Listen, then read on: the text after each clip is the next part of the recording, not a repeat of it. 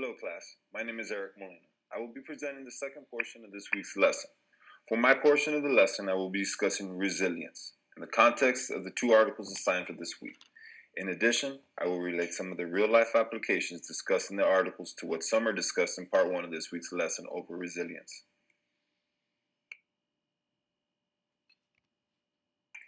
To begin, I want to talk a little bit about myself. I'm a special education teacher at Economides High School and a full-time professional athlete heavyweight boxer. The discussion over resilience is particularly important to me as I have had to overcome great adversity throughout my own life. As a special education teacher of self-contained students, I understand firsthand the importance of positive education and reinforcement when dealing with my students, whom have no doubt come from extreme adversity themselves. I have taken away a great deal from this assignment, and I hope you guys will find it useful as well. Thanks for watching, and I hope you enjoy. So the first article that I will be discussing is Positive Psychology for Kids, Teaching Resilience with Positive Education by Lindsay Lyon. The article is extremely important and useful to educators, especially myself, as it explains the importance of teaching resilience to our children. The link to this article is included in the lesson plan under required materials and is a really useful piece of literature. I highly recommend you guys read over it before this presentation. This article is particularly important because it discusses the prevention of mental disorders such as anxiety and depression in our young children. This is achieved through the use of resilience building and education of our young children. According to this article, negative self-talk can create self-fulfilling prophecies, leading kids to behave in ways that create new situations that only reinforce the negative thoughts they have about themselves. The goal of such resilience teaching is to interrupt this process. In addition, positive psychology teaches teachers and parents how to help kids challenge negative self-talk and self-disappointments from other angles. Gilham advises parents and teachers to model these techniques, since kids are more likely to imitate what they see adults do than what they hear them say. Unless parents set the example, she says, children are really unlikely to follow. The article to the link is provided in the slide above.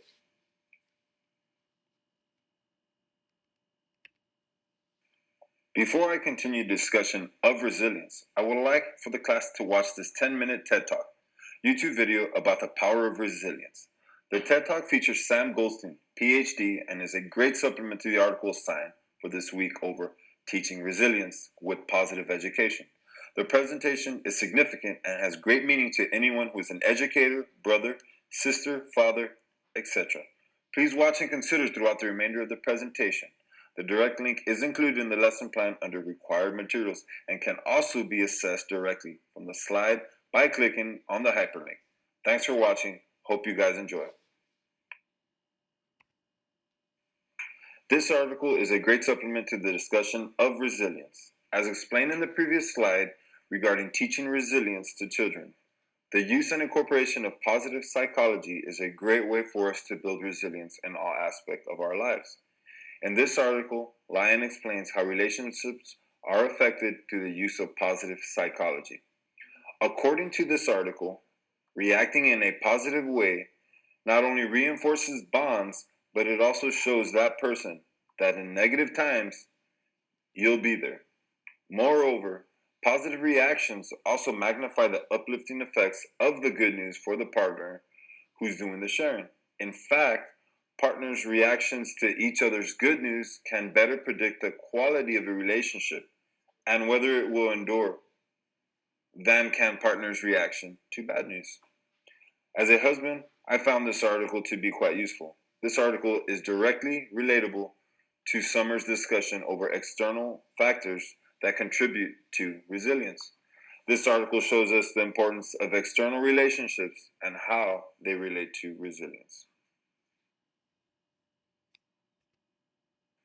In this article, Lyon explains the importance of happiness.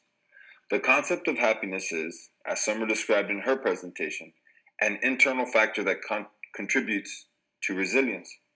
Other internal factors include confidence and self-esteem. Communication and problem solving are other forms of internal factors that contribute to resilience building. The bullet points in this slide highlight the origins of our happiness.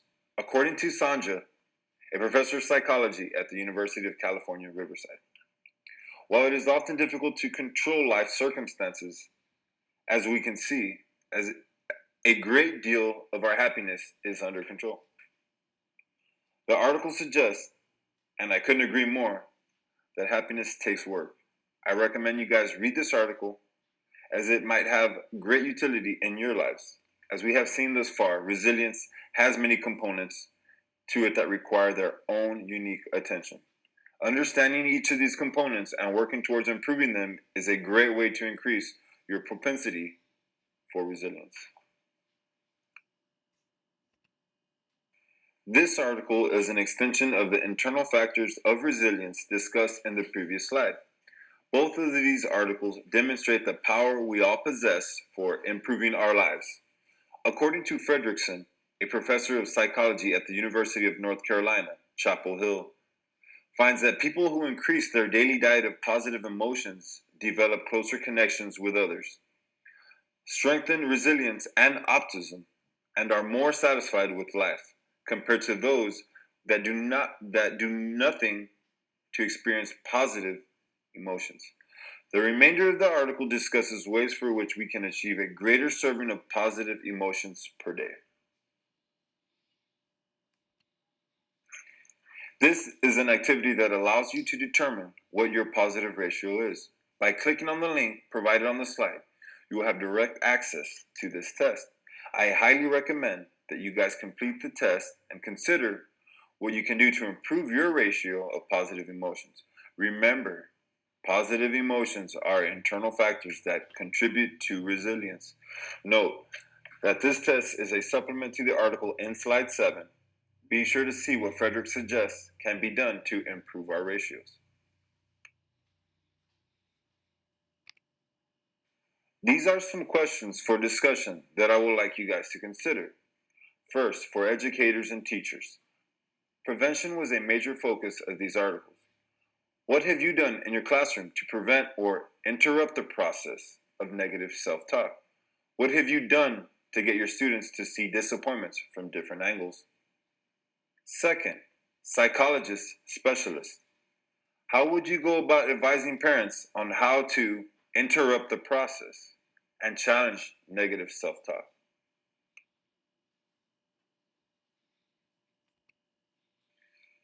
Educational resilience is something that is viewed as tolerable and not fixed. The focus of this research is to determine and focus on those factors that improve the likelihood of student success. Bernard identifies 4 intolerable characteristics that resilient children typically display. They include social competence, problem-solving skills, autonomy, and a sense of purpose. McMillan and Reed identify 4 other possible characteristics that may relate to student resiliency. They include personal attributes such as motivation and goal orientation, positive use of time, family life, and school and classroom learning environment. The focus of the article is educational resiliency and how it might improve the learning of students at risk of academic failure. In identifying intolerable factors that promote resiliency in school children, educators are better able to develop intervention plans for those students at risk of academic failure. Issues in defining resiliency. The context for which the construct of resilience is being studied must be considered in defining resiliency. One of the most widely used definitions of education resiliency is the heightened likelihood of success despite environmental adversities brought about by early traits, conditions, and experiences. Identifying successful students as resilient requires careful consideration. For the reason, the number and magnitude of at-risk factors are important and should be addressed when defining resiliency in certain contexts. The concept of resilience has been used to describe 3 major categories of phenomena in psychological literature. 1. Recovery of trauma. 2. High-risk groups attaining better outcomes than expected. 3. The ability to adapt despite stressful environments. Classic resiliency studies provide compelling evidence that many factors help at-risk students of academic failure become resilient despite adversity. A common trend in educational resilience research is the process of identifying students as either resilient or non-resilient. Furthermore, researchers are commonly evaluated the identified students in terms of their characteristics. Broadly noted, researchers discovered that identified resilient students generally displayed significant predictors of academic resilience. Some of the findings include access to social resources are beneficial to student success. Resilient students have higher perceptions of involvement, task orientation, and academic motivation. 3. Resilient students perceive their classroom much more favorable than non-resilient students. Before conclusions are drawn in this particular type of research, predictors of academic resilience are compared between the group of resilient students and non-resilient students to determine the significance of the predictor. Be sure to read up on the section as it provides many more findings of educational resilience research. The following resilience building approaches may be used to improve resiliency in students and reduce the achievement gap between resilient and non-resilient students. Number 1, teacher support and expectations of students. This can be accomplished by creating a school environment of caring and personal relationships. Teachers can convey support by listening to students and validating their feelings, and by demonstrating kindness, compassion, and respect. Number 2, promoting school resiliency. The school environment is a critical component of the development of resilience. This requires an environment that supports teacher resilience as well. Number 3, other approaches include professional development for teachers and changing classroom instruction.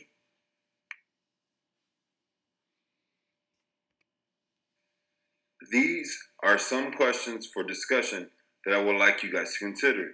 The next slide lists the references. Please note that all questions for discussion and all links to the articles are included in the lesson plan. Hope you all enjoy the presentation. Thank you.